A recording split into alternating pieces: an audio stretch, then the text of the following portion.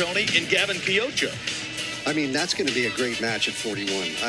They're going to be flying around. There'll be some scrambling, which is going to be a fun match to watch. You know, the question will be, is Titus back up to full strength after being sick, which is why he had to withdraw last weekend. Yeah, Gavin Chiocho against Jordan Titus at 141.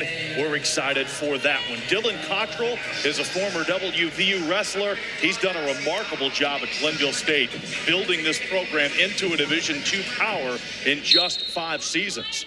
And, of course, Tim Flynn, the veteran coach, back for another season with West Virginia. We're underway at 125. Jace Schafer, redshirt junior, against Colton Drousias. And Drousias is a guy, these are very familiar confines for him. Yeah, these guys might have wrestled in the room once or twice, maybe 3 times over the course of the last couple of years. And, you know, obviously one of the nice things about the transfer portal is if you get stuck behind somebody, you got a chance to move and do something else and find a place to wrestle. So happy for him and finding a place, and hopefully he'll have a nice season. Jared, some early points. Absolutely. Schafer goes out, gets right to the leg, does a great job, and gets back in on it again. Goes right back to that shelf. He cracked back last time. Oh, he trips it and covers for 3. Yeah, Schafer with the sweep, and already 2 takedowns here, Tony.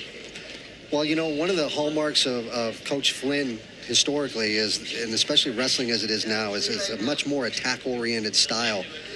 And the idea is you got to score points, especially when they give you the option to get 3 points on a takedown and 4 points on the near fall. I mean, that's a lot of points that you can score. So the idea is, you know, obviously you got to be placing some defense from time to time. But, man, score some points, get out there and not just be entertaining. It's not like, are you not entertained necessarily, but you want to go after stuff. You're not going to win 1-0 anymore or 3-2 a whole lot of times. You're going to have to go out and go after some stuff.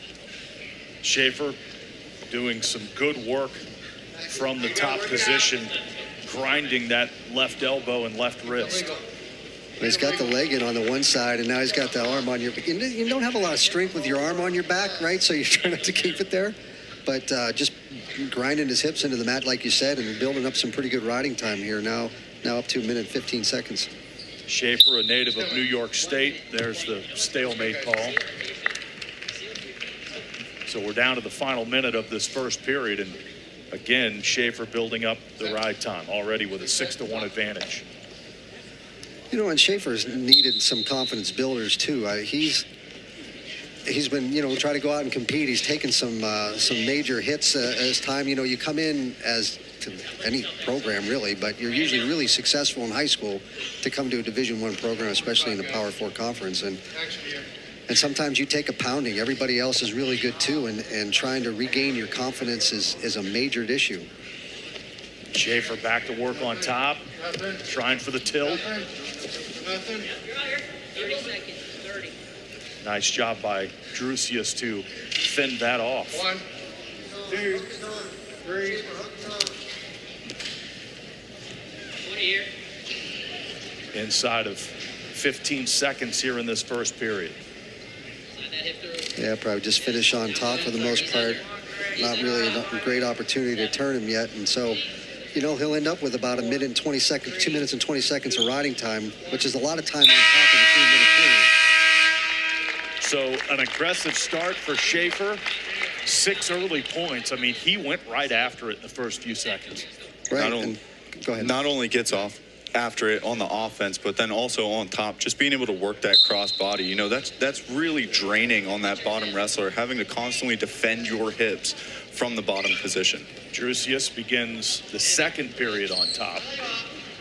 Try to whittle away of that ride time, and there's the escape. So Schafer increases his lead. So nice work on the bottom, kind of sealed him off there, did a little job of sort of isolating the hand that he did with a half, and gets up to his feet and sort of forces Drousias to step off that. Otherwise, he gets warned for stalling, right, for being up there, and gets a nice escape. Now the question is, you know, you started off with a good pace. So you want to start strong, want to keep moving, and then you want to finish strong too. So it's a matter at this part of the season, man. That is not the easiest thing in the world to do. I think Schafer had a really great showing last weekend at the SEO. Was really impressed with his wrestle off against Jet. That was a really hard-fought match. Jet came out on top, but a really, really strong start here to the season for Schafer to get in the lineup here against Glenville State. A little bit too far out there, Tony, on that.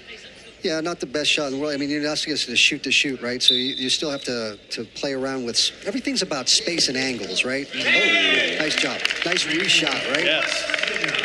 A great reaction by Schafer to score again. Keeps his feet moving, stays in position, attacks, blows through, and gets immediately to that offense on top with that crossbody ride. And again, back to work on top. And Schafer has been working over the back of Drousias' head, that neck with that right hand. Yeah, that's not fun to be down there, really. Which is why you don't want to stay down there, right? And, you know, I say this over and over again. The hardest part of adjusting to college wrestling is being able to get off the bottom. In high school, a lot of times maybe you don't spend much time on the bottom because you're much better than other people. But in college, you run up against some people who are really good up there, and they're just not going to let you go and cut you loose every time. Yeah, Schafer determined, as we roll through here, determined to stay on top here through the final seconds of this second period. Holding that right wrist. We are through two, and Schafer has a 10-1 advantage. He has been pretty dominant. Now, you say that, it's 2 takedowns. 3 takedowns and an escape, right? So I've just done a nice job in the first period of staying on offense, and did a nice reshot in the second period after an escape, and so we'll see what happens here. That's a nice shot by Drousias. Schafer immediately grabs the ankle off of that shot, gets into a scramble position. Oh, that was a quick stalemate. Yeah. Real quick stalemate. Schafer's done well defending the attempts by Drousias. A couple of times, one in the second period, one here in the third. So there's the part about defending shots, right? There's the part about making sure he doesn't touch you a whole lot, like get to the leg. But once you get in, and I think that's an area that's evolved probably the last 10 years or so, the defense after people actually get in on your leg, and the scrambles, the rolls, and things along those lines have really changed the sport a lot. Now, it's one thing you can definitely do at this level. What it doesn't really help you with is at the international level, because you can't expose your back like that. So there's some different tactics that you have to learn how to use. Under a minute to go. Schafer has been in control this entire way. And you talked about, Tony, finishing strong here. The final 47 seconds, and that's what you see from Schafer, the aggressiveness. Right, good shot, does a nice job of just staying patient, staying where he's at. Now, hey, going to cut him loose, see if we can get a technical fall. That's what you want. That's what the coaching staff said. Cut him loose quick. You got 30 seconds left. You got an opportunity. Out of bounds with 29 seconds left. Nice little evasion there from Drousias right there. Kind of does a little bit of a sucker drag out of bounds, tries to collect the hips. Can't quite get it, but good movement. On their feet here for the final 15. We'll see if Schafer can get in one final time. Running out of time, final 10 seconds. Well, you gotta change angles a little bit, and they keep walking into each other right on the same level, so the chances of getting a good shot for either one of them aren't real great. Still very impressive showing here for Jace Schafer. Over 3 minutes of ride time. And Schafer wins comfortably 14-2.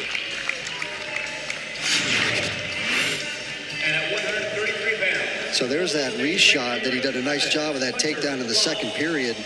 And just really sprang in on him. Nice job with that double leg, catching his feet and his knees together. Here's the last takedown that sort of shoots that high crotch and then just stays real patient here, steps over the leg, and then gets the 3.